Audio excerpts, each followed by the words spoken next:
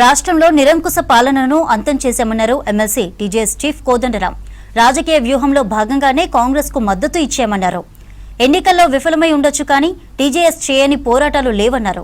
హైదరాబాద్ తెలంగాణ జనసమితి కార్యాలయంలో 8వ ఆవిర్భావ దినోత్సవంలో పాల్గొన్నారు. మంత్రులు ఎమ్మెల్యేలు కావాలని తమకు కోరికలు లేవన్నారు.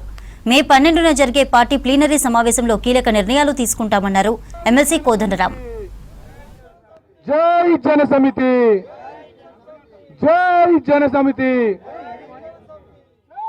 ఒక నిరంకుశ పాలన అంతం కావాలనుకున్నప్పుడు మనం ఏమవుతామనేది ఆలోచించకుండా సంపూర్ణంగా కాంగ్రెస్ పార్టీకి మద్దతు ఇచ్చి ఒక రాజకీయ మార్పు కోసం మనం పూనుకున్నాం. పాలన ఒకటి రావాలి అని మనం ఖచ్చితంగా కృతనిశ్చయంతో మనందరం కూడా ఒక కఠినమైన నిర్ణయం తీసుకొని పనిచేసినాం.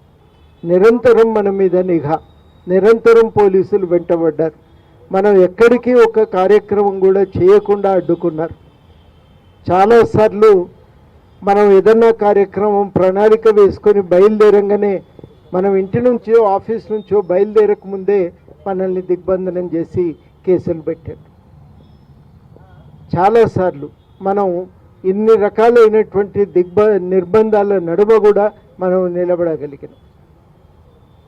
మనం ఈ ఎన్నికలు, ఈ పైసలు రాజకీయాల్లో ఆటుపోట్లను ఎదుర్కొని ఉండవచ్చును గాక, కానీ తెలంగాణ ప్రజలకు ఒక అండగా నిలబడే విషయంలో మాత్రం ఎప్పుడూ వెనుకంజ వేయలేదు. చాలా బలంగా నిలబడ్డాం. ఎన్ని సమస్యలు వస్తే అన్ని సమస్యలకు పరిష్కారం కోసం నిలబడ్డాం. మంత్రులైతమనో ఎమ్మెల్యేలైతమనో ఆలోచించలేదు. వాళ్ళందరూ కూడా ఒకే ఒక్క నిర్ణయంతో కొట్లాడినరు, తెలంగాణ రావాలి, దానికోసం మనం ఎంతకైనా తెగించి కొట్లాడాలి. మే నెల 12వ తారీఖున మన ప్లీనరీ జరుగుతోంది.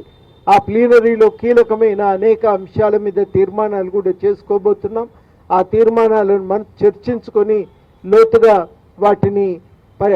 వాటిపైన ఒక విశ్లేషణ చేసి మన అందరం కూడా ఒక అభిప్రాయానికి వచ్చి గట్టిగా నిలబడి తెలంగాణలో ఒక మార్పు కోసం, రాజకీయ సంస్కరణల కోసం, ప్రజల జీవన ప్రమాణాలను పెంచే లక్ష్యంతో కంకణబద్ధులమై పనిచేద్దాం.